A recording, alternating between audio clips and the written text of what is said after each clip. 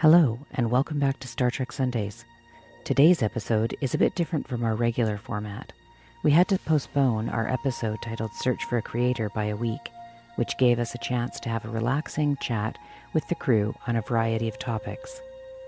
Coming up is a collection of excerpts from a chill 10-forward lounge-style chat in which we went from talking about Star Trek the Motion Picture to Terminator 6 and why Ryan compares the Terminator series to a time-traveling Moses, to space herpes, Martin Luther King Jr., the USA's involvement in World War II, and then aging in Star Trek.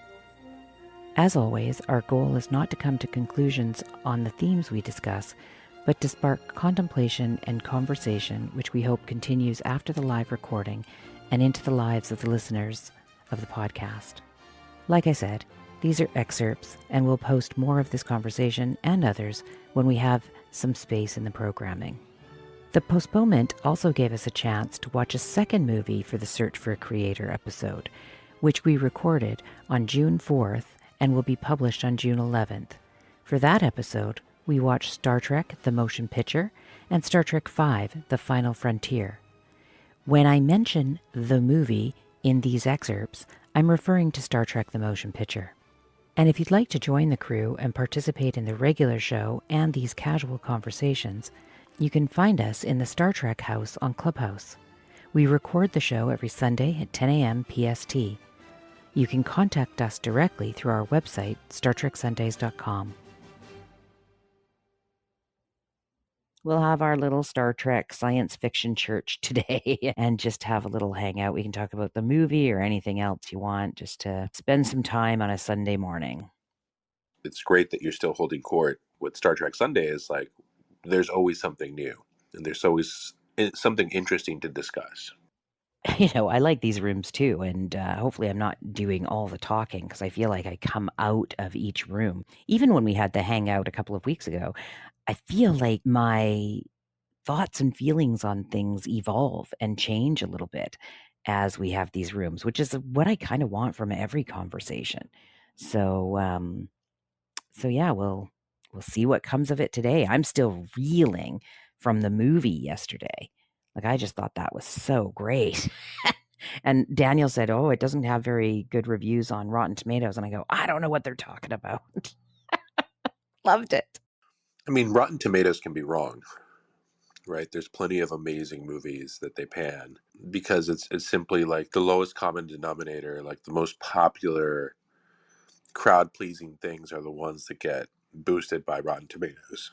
Yeah. And I guess if this doesn't have the pew pew that people were talking about that some Star Trek people want in a movie, if it's the first movie, right? But Rotten Tomatoes wasn't out then. So these are reviewers looking back on it, and they probably haven't seen the director's edition. It was funny, though. I'm going to throw a little bit of a curveball at you guys.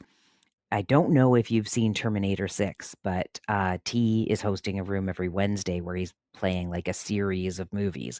And so I think they took 1 week off or something. But anyway, for the last 6 weeks, they played Terminator. Terminator 6 was last week. Have you seen that? Yeah, is that the one where Sarah Connor returns? Yeah. And the Terminator is actually like a drapery expert living in the country. Who got married. Yeah. So what was interesting was I was talking about like the change in topic, because all week I've been thinking about political correctness, which we'll talk about political correctness and incorrectness at some point, but how this movie didn't actually fit the topic, even though we thought, oh, it's going to be old, it's going to be terrible, right? And it wasn't. It was excellent. So we changed the topic to searching for a creator, and how, when you search for a creator, like even in these rooms on Clubhouse, often it comes back to, as I think Discordant Rhyme said, the creator of the creator is actually human, right? Point for the atheists. And I thought that was funny. But I said, I don't know if it's because I'm in a habit now of watching these TV shows and movies with some sort of intent, but I'm finding I'm really getting a lot more from almost everything I watch. And it's probably me putting things into it, but I thought Terminator 6 was really deep. And I was telling Daniel about it. He hadn't seen it, and he didn't know that it even existed until I was watching it last week. And I said, when the Terminator said that when Carl, that's how he's called in the movie, when Carl, I guess, killed John Connor, he had no more purpose. And so he needed to find a purpose. Now, of course, my philosophical husband, Daniel, says, well, why? What made him think that he needed a purpose? Why wouldn't he just end? Right. And I'm like, yeah, but then we wouldn't have a movie. Anyway, so he finds this purpose with this family that he can take care of, right? This woman and this baby. And he's been sending text messages to Sarah so that she can continue killing Terminators as they pop out of the little bubble. And she says to him as he's talking about all of this, well, why? Why the text messages? Why did you send me this? And he said, so that you had a purpose too after John was killed. And like, that was a punch in the gut to me. I just thought, this is brilliant. And then I started thinking about purpose. And then it was mixed with this movie yesterday, the Star Trek The Motion Picture, because Voyager 6's purpose was to get back to the creator, right? And where would it have found that purpose? So it was like this really deep thing, like all these thoughts I was having and contemplation because I watched Terminator 6 and Star Trek, the motion picture. Nobody would believe that you could get some deep contemplation out of those, but I absolutely did. Well, yeah, and I mean when you see the parallels from these stories with human religions, right? You see how we've been grappling with these themes for thousands of years. From the moment that we could think, we started creating synthetic beings that would either replace us, kill us, or save us. Right? In Jewish mysticism, you have the golem, which is a clay robot, basically. In Christianity, you have angels, right, which are these genderless beings that are superior in every way, yet don't have souls, therefore are at the whims of humans in a lot of respects. And so like this idea of like grappling with the creator has been there the whole time in our narrative stories. And like with Terminator, it's very much a time travel version of Moses, of being the sort of chosen golden child that will then reset things right. But then what happens if someone from the future goes back and kills Moses, right? Moses still has to happen. The narrative still has to exist. And so somebody else takes that place. And that's sort of the point of Terminator 6. Yeah, John Connor dies, but the story continues, and another woman arises and has a child, and that child will be the savior of humanity. So it doesn't matter that John dies, right? Because somebody will take the place. Someone will always there will always be a version of John Connor. There will always be a version of Moses. Right, right. And in this one, because it's probably been a while since you saw it, it like they thought she was going to be the one who had the baby, but it wasn't that she was going to have a baby who became the savior. She became the savior. Yeah, that's right. Right? Yeah, yeah. So she saved the girl who ended up coming back from the future to save her. Like travel just boggles my mind, and I used to stay away from it. But now I'm just like letting go of having it make sense and just enjoying the storylines, right? But I'd never heard anybody say anything about Terminator being like time travel Moses, but I love that. Hi, Rachel. I mean, it's it's an easy context to make it fit, right? Because like we keep telling the same story over and over and over again. We just change the window dressing, and even V'ger is the creation, is Frankenstein's monster that then realizes he wants to know who his father is, who created him. And in his journey to get back to England to find Dr. Frankenstein, murders a shit ton of people, right? And it's V'ger. V'ger murders by our standards of understanding, but it murders the way a child with a looking glass with a loop murders ants, we never say, oh, that child murdered ants, because we consider it to be a higher being than ants. Therefore, we don't classify it as murder. But if that child thought that ants had created it and was attempting to find the source of his creation by then murdering as many ant colonies as possible, right, you'd see how the story repeats itself. Yeah, I don't know, like, the more I talk about this after I watch these, the more I think I'm getting closer to having my husband watch one of them with me. He did agree to watch some Terminator with me because I missed Terminator 5, but then he said, "Oh, I haven't seen Terminator 1." And I said, "Well, I think we should watch Terminator 1 and 6 then, or 1, 5, and 6, because I think that the movies break up into different timelines." But anyway, but yeah, the movie yesterday on the search for the creator. I'm looking forward to next week when we actually talk about it, because I'm looking forward to T talking about where we've seen this, because it seems like we've seen this throughout Star Trek, and certainly Star Trek has a real heavy leaning into religion or religious commentary, right? Which is great. And the motion picture itself sounds very familiar to an episode where Kirk and the Enterprise encounter a probe that had become self aware and was killing people, and that a past ancestor of Kirk had made it. And so you see these Mm. geneisms pop up over and over again, where you see what Gene Roddenberry was obsessed with, which is, the ramifications of generational trauma, and how our past will always come back to affect us in the future, even the far future, if we don't reckon with it as soon as possible. And V'ger is a good example. The symbol of our exploration becomes the object of our destruction.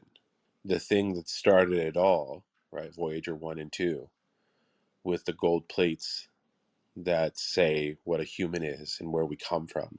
That those messages in a bottle gain self awareness and lose bits of information in the process.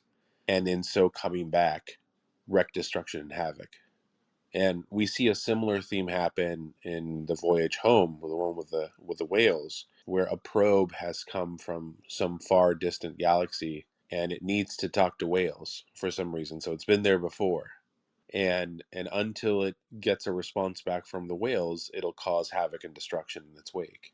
Because the question of what is intelligence, right, is a very big question. And because we happen to be the apex predators of planet Earth, we assume that we are intelligent and that other species would recognize our intelligence. But as V'ger points out, it sees us as infesting the Enterprise, because it sees the Enterprise as a life form and us as basically the space herpes that's riding around in it. And so from V'ger's perspective, it's like, let me help you out, bro. Let me give you some antibiotics. Right. Yeah. The herpes. I was listening in to the earlier uh, conversation about microcosms and macrocosms and stuff, and it made me think of in Norse mythology, there's this idea that the earth is like its own goddess, and like the way different deities personify, it gets a little inconsistent. Like some sources will actually say that the earth itself is the goddess, and technically it's a giantess, which is like kind of a speciation thing. But a really common form of creation myth is that the universe came to be by like the bones or the decaying corpses of some elder form of god that it died and was replaced by like these younger gods. So I think that theme of like the universe imitating life and life imitating the universe is just uh like something we almost can't help like draw that line. It's like one of those uh intuitive beliefs that can like ring true really easily. Were you were you here when Ryan made the comparison? He said that because I had mentioned something about watching Terminator 6 last week, and Ryan said that Terminator is like a time-traveling Moses story. I did not hear that. That is interesting though, in a very like Jordan Peterson way, right? Like it's the story that keeps being told. It happened in a meta way, right?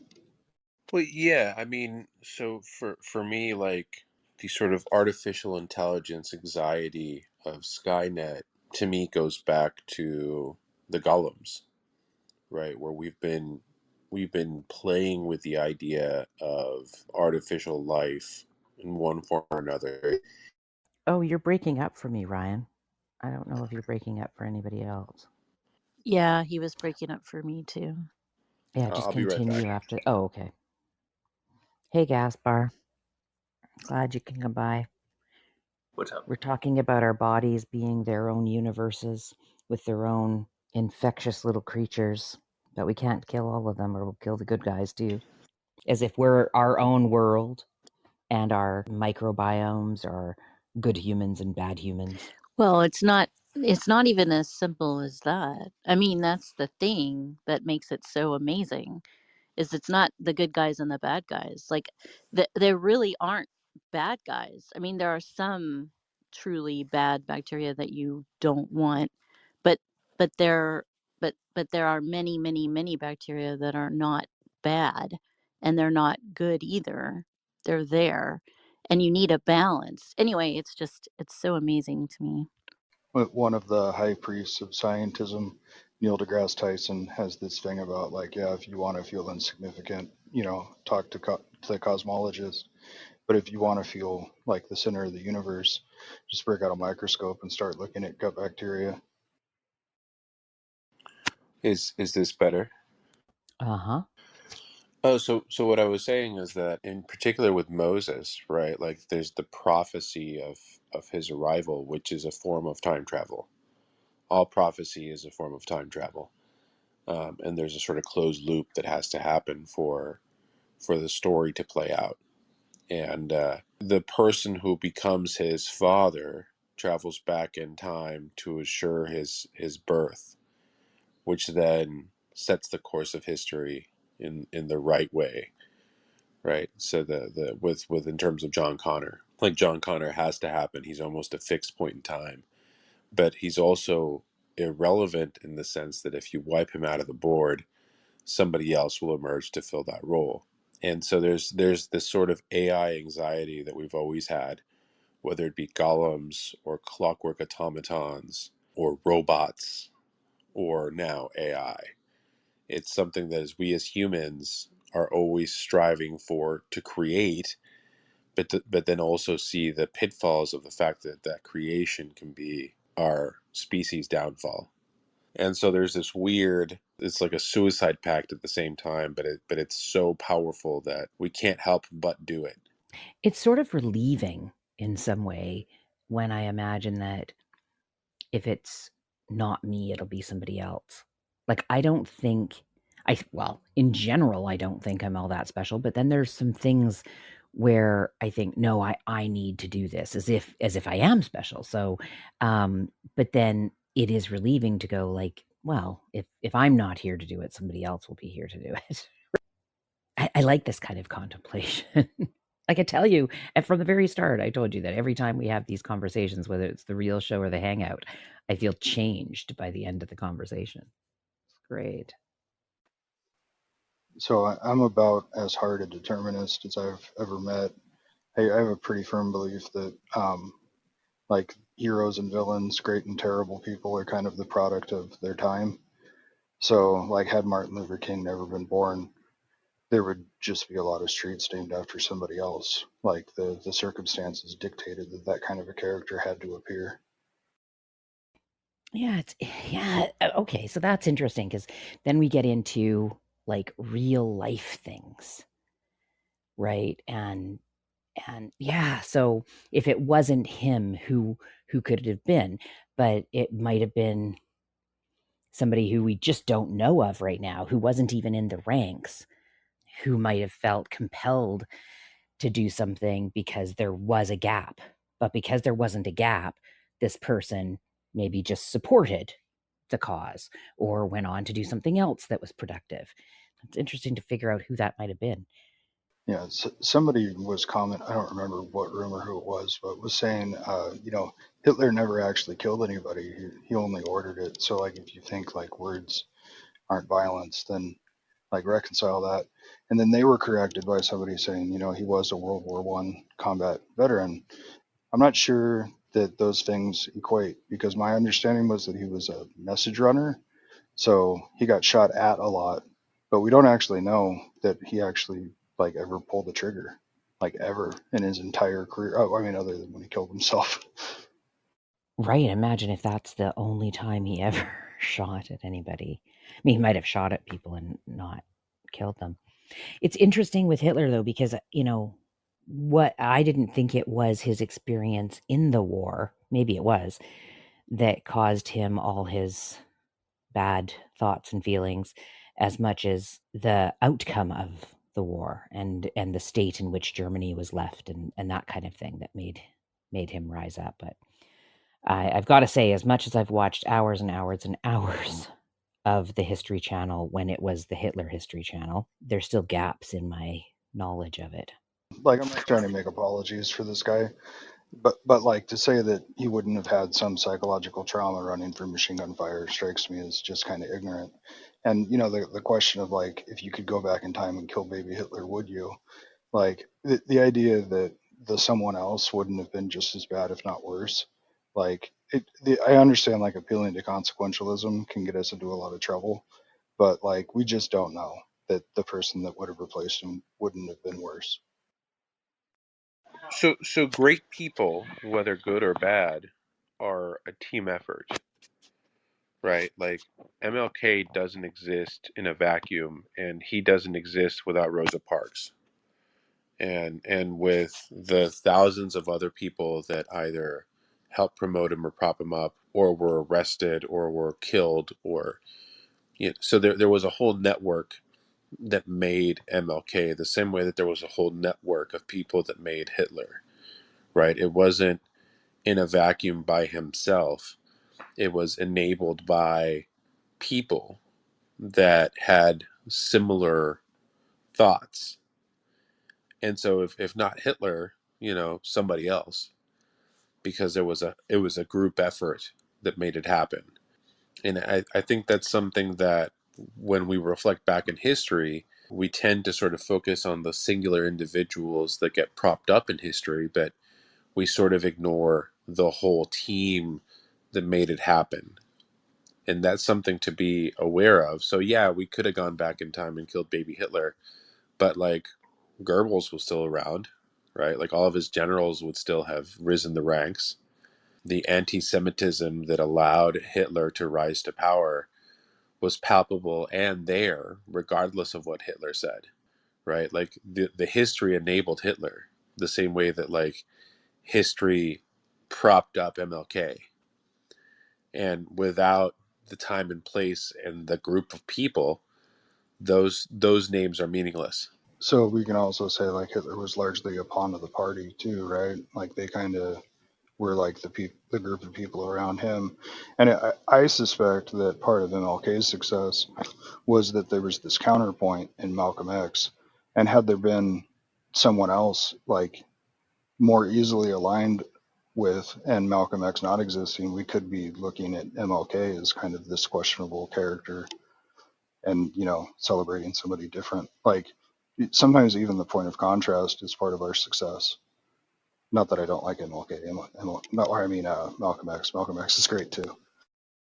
Well, yeah, but Malcolm X was the stick, and MLK was the carrot in terms of like, well, look, you either deal with this person who believes in nonviolence, who has this Christian ideology for the best of Christianity, or you deal with MLK, who is more aligned with the Black Malcolm Panther X. Party, who's more like arm the fuck up and shoot your enemy.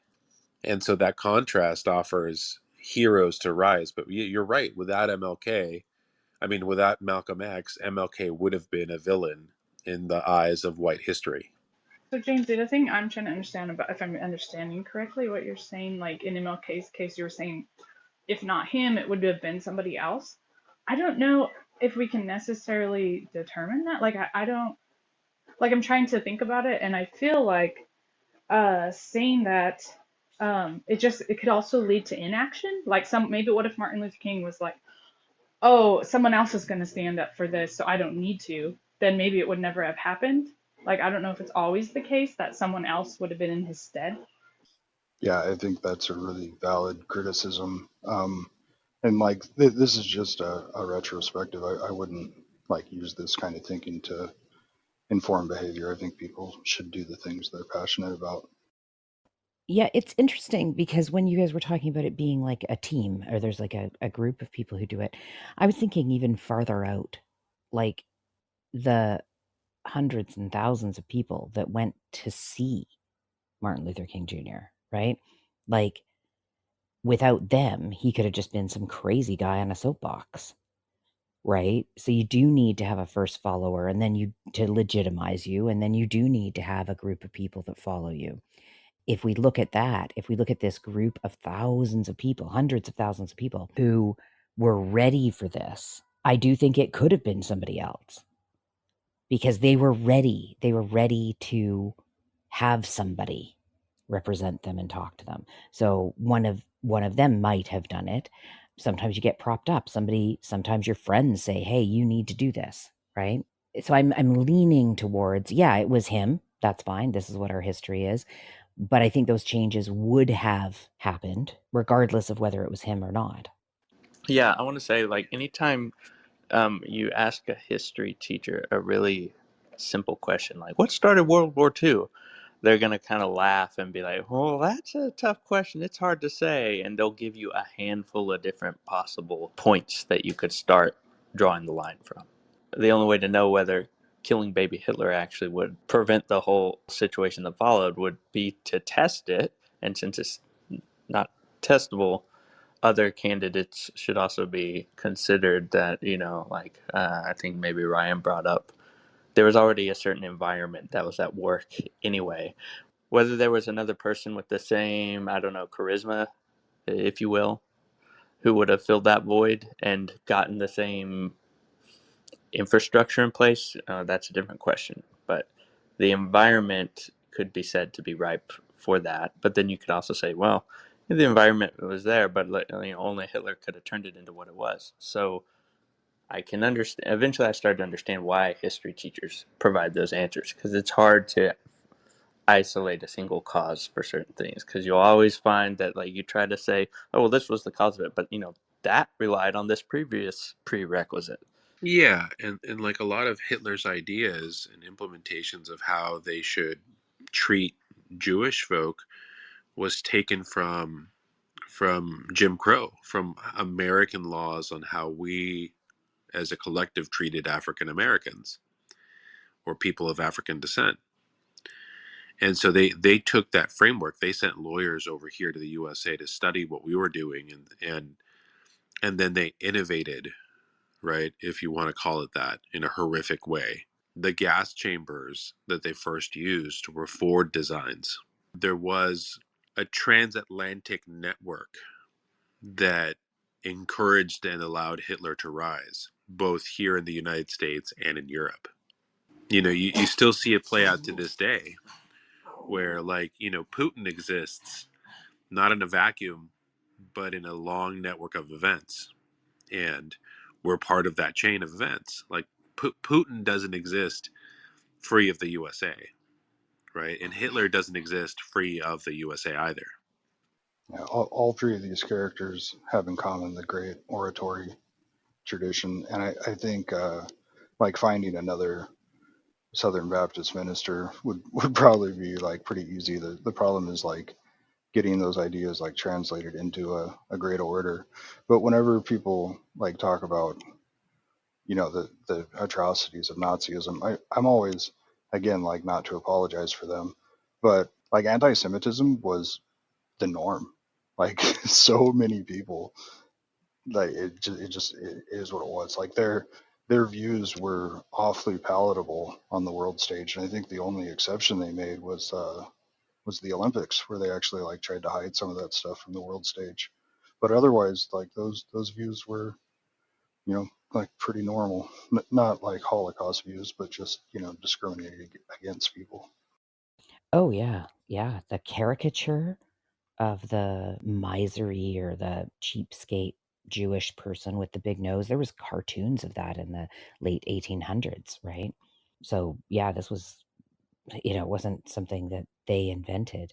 I guess I just, when you said something about, Hitler not killing people, like we know it's said that he was a vegetarian and, sensitive. He was an artist and all this stuff, right? And I wonder, like, okay, maybe he wouldn't have had the stomach to do some of the things that some of these other people on his team did. If we took Hitler out of and again, I'm not apologizing for him either, but if we took him out, say, Hitler wasn't born for whatever reason, those people probably would have done similar experiments, right? They might have had similar tendencies and just found somebody else. Because it seems to me, correct me if I'm wrong, that it wasn't as if a lot of those people had like this high respect for Hitler. Sometimes I see the film footage and I watch a history show and it's like they were setting him up to be the scapegoat. They were happy to do all their little shitty things in the background and have him be the face of the ugliness. But maybe I'm Yeah, and projecting or something. I did a paper on the eugenics movement in my history of California class. And so they were already scientists from California, from England, doing like experimentation on disabled people. They were sterilizing. They had a whole group of people they sterilized if they thought you were an unfit member of society. So someone who maybe had 3 strikes against them already, or an alcoholic, or things like this, or disabled, or other races, they would sterilize them without their knowledge. And we actually sent California scientists to Germany, and they give a presentation. Apparently, supposedly Hitler wasn't there, but it was to his second-hand guy and a bunch of other top German scientists, and so we directly affected that. So even if Hitler didn't do what he did, so when Hitler did what he did, all these people started distancing themselves from Hitler. But there are actually sources where scientists from California wrote to Hitler praising him for what he was doing in Germany. But then when there was global outrage, all of a sudden America like stopped what they were doing and they turned against Hitler because it wasn't popular anymore. So it definitely could have, who knows, if Hitler never came to power in Germany, maybe someone would have been just as bad here in America. And the fact is that America was just as bad. It was just better at covering it up and had better marketing, right? So, like, even into the 1980s, Native women were being sterilized against their knowledge. Undocumented immigrants were being sterilized up until the 1990s, I believe.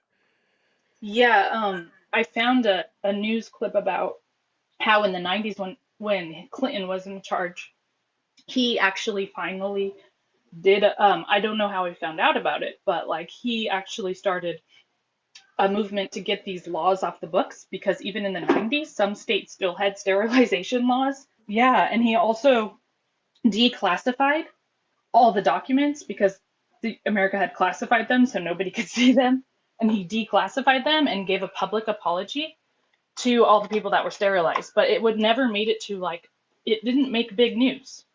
So obviously they were still trying to keep it under wraps.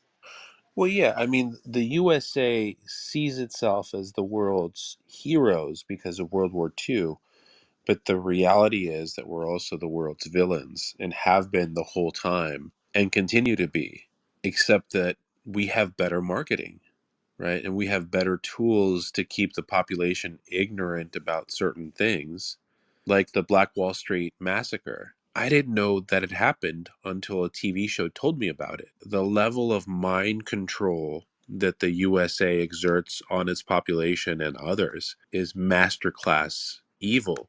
And it still persists to this day, to the point where, like, even in our internal politics, the Daughters of the Confederacy spun the Civil War to be about these plucky southern states, fighting for freedom to do what?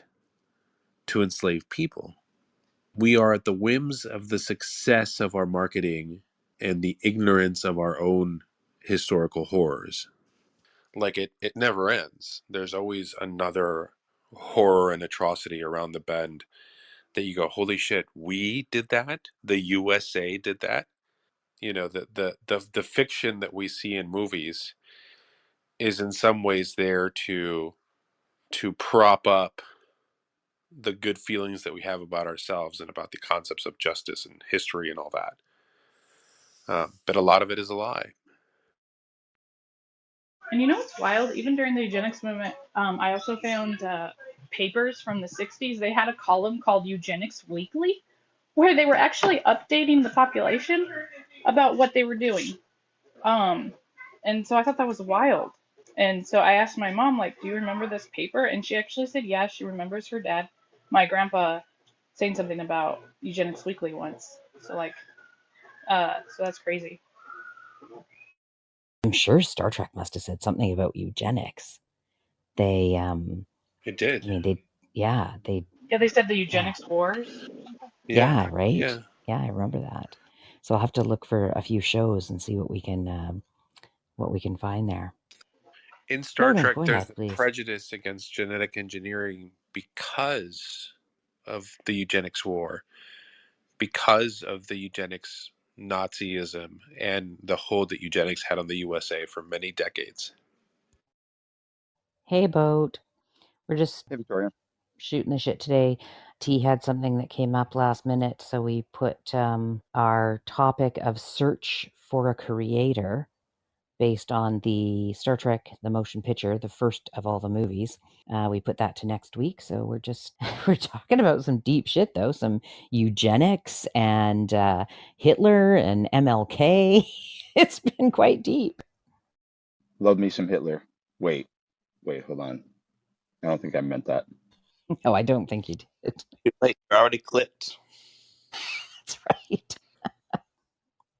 The next, like, and I said just a few minutes ago that this conversation has brought up so many topics that I'm gonna have to go back and listen to the replay and take some notes from it, because I think some of the other conversations that we've had have brought out topics that I have on my list. Like, is it better to be right than happy, right? But the other one I want to look at, which I think Star Trek must have covered, and that is aging and ageism. And so I'll have to look at that, but I don't know if any of you Star Trekkers out there have any immediate thoughts on how Star Trek looked at that. I mean, it's the plot of Wrath of Khan. Ah, right. Kirk feeling insecure that he's gotten older.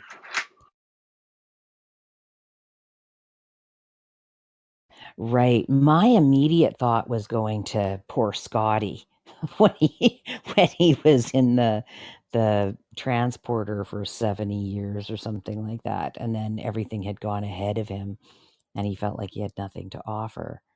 But and then somebody had said, and I don't know this one, they talked about Kess from Voyager. Does that trigger anything for you? Poor Kes. Born So what? yesterday and grew too old too soon. Oh, is that what happened? Oh, okay. Well, that might be interesting. I feel like I was born yesterday and I'm growing too old too fast. I can tell you that much. I mean, Kes's character is interesting because, like, Neelix is literally an old man pervert who finds this basically infant and then proceeds to take advantage of her. And everyone's kind of like, yeah, okay, whatever. Ew. Well, I think that's as good a place as any to close out today's episode. This is Star Trek Sundays on Clubhouse. Our regular show is Sunday at 10 a.m. PST. To be notified of future shows, please join the house on Clubhouse and our mailing list at StarTrekSundays.com. Today, we were having a casual Star Trek Sundays crew chat. Thank you to everyone who has participated in the show and to our listening supporters. Please join us next week for the search for a creator. We hope you have a great week. And on behalf of T, live long and prosper.